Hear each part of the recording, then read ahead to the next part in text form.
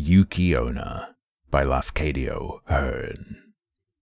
In a village of Musashi Province, there lived two woodcutters, Masaku and Minokichi. At the time of which I am speaking, Masaku was an old man, and Minokichi, his apprentice, was a lad of 18 years. Every day they went together to a forest situated about 5 miles from their village. On the way to that forest, there is a wide river to cross, and there is a ferryboat. Several times a bridge was built where the ferry is, but the bridge was each time carried away by a flood. No common bridge can resist the current there when the river rises. Masaku and Minokichi were on their way home one very cold evening, when a great snowstorm overtook them. They reached the ferry, and they found that the boatman had gone away, leaving his boat on the other side of the river. It was no day for swimming, and the woodcutters took shelter in the ferryman's hut, thinking themselves lucky to find any shelter at all. There was no brazier in the hut, nor any place in which to make a fire. It was only a 2-mat hut, with a single door but no window.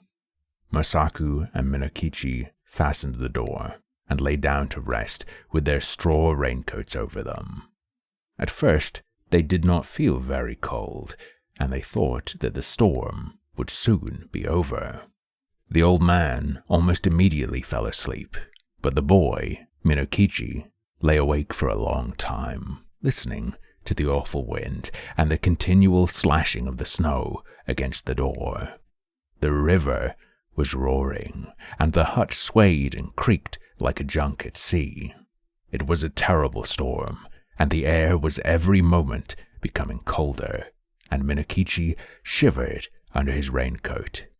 But at last, in spite of the cold, he too fell asleep. He was awakened by a showering of snow in his face. The door of the hut had been forced open, and by the snowlight he saw a woman in the room. A woman all in white. She was bending above Masaku and blowing her breath upon him. He tried to cry out, but found that he could not utter any sound. The white woman bent down over him, lower and lower, until her face almost touched him, and he saw that she was very beautiful, though her eyes made him afraid. For a little time, she continued to look at him. Then she smiled, and she whispered, "I intend to treat you like the other man, but I cannot help feeling some pity for you, because you are so young. You are a pretty boy, Minokichi, and I will not hurt you now, but if you ever tell anybody, even your own mother, about what you have seen this night, I shall know it, and then I will kill you. Remember what I say." With these words, she turned from him and passed through the doorway.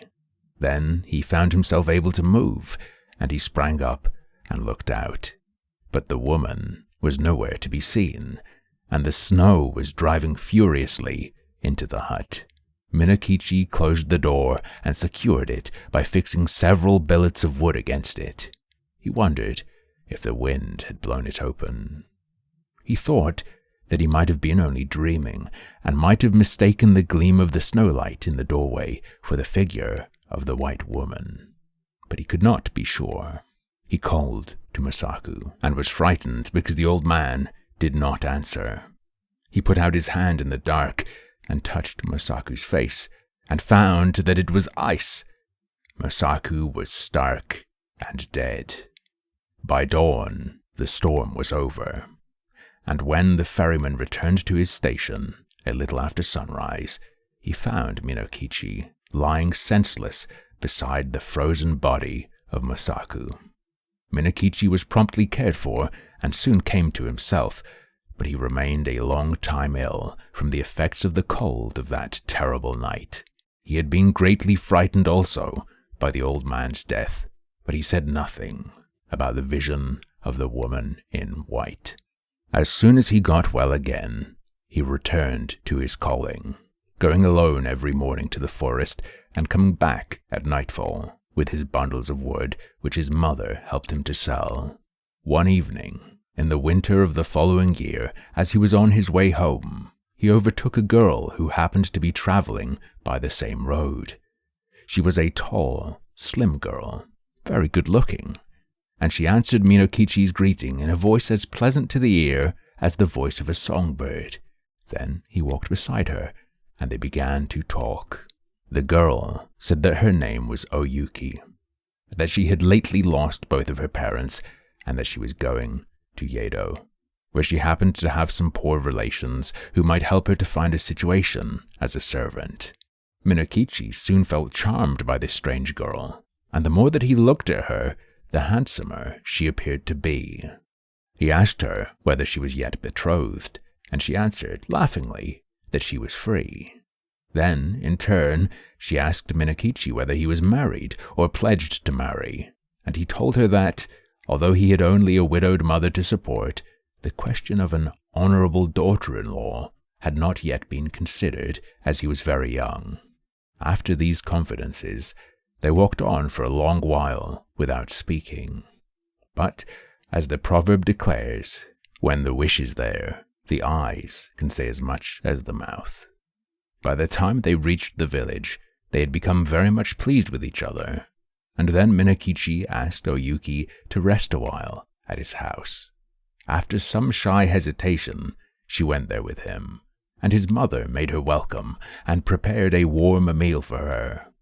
Oyuki behaved so nicely that Minokichi's mother took a sudden fancy to her and persuaded her to delay her journey to Yedo, and the natural end of the matter was that Yuki never went to Yedo at all. She remained in the house as an honorable daughter-in-law. Oyuki proved to be a very good daughter-in-law. When Minokichi's mother came to die, some 5 years later, her last words were words of affection and praise for the wife of her son. And Oyuki bore Minokichi 10 children, boys and girls, handsome children all of them, and very fair of skin. The country folk thought Oyuki a wonderful person, by nature different from themselves. Most of the peasant women age early, but Oyuki, even after having become the mother of 10 children, looked as young and fresh as on the day when she had first come to the village. One night, after the children had gone to sleep, Oyuki was sewing by the light of a paper lamp, and Minokichi, watching her, said, "To see you sewing there, with the light on your face, makes me think of a strange thing that happened when I was a lad of 18. I then saw somebody as beautiful and white as you are now. Indeed, she was very like you." Without lifting her eyes from her work, Oyuki responded, "Tell me about her. Where did you see her?" Then Minokichi told her about the terrible night in the ferryman's hut, and about the white woman that had stooped above him, smiling and whispering, and about the silent death of old Masaku, and he said, "Asleep or awake, that was the only time that I saw a being as beautiful as you. Of course, she was not a human being, and I was afraid of her, very much afraid, but she was so white. Indeed, I have never been sure whether it was a dream that I saw or the woman of the snow." Oyuki flung down her sewing and arose, and bowed above Minokichi where he sat, and shrieked into his face, "It was I! Yuki it was! And I told you then that I would kill you if you ever said one word about it. But for those children asleep there, I would kill you this moment, and now you had better take very, very good care of them. For if ever they have reason to complain of you, I will treat you as you deserve." Even as she screamed, her voice became thin, like a crying of wind. Then she melted into a bright white mist that spired to the roof beams and shuddered away through the smoke hold. Never again was she seen.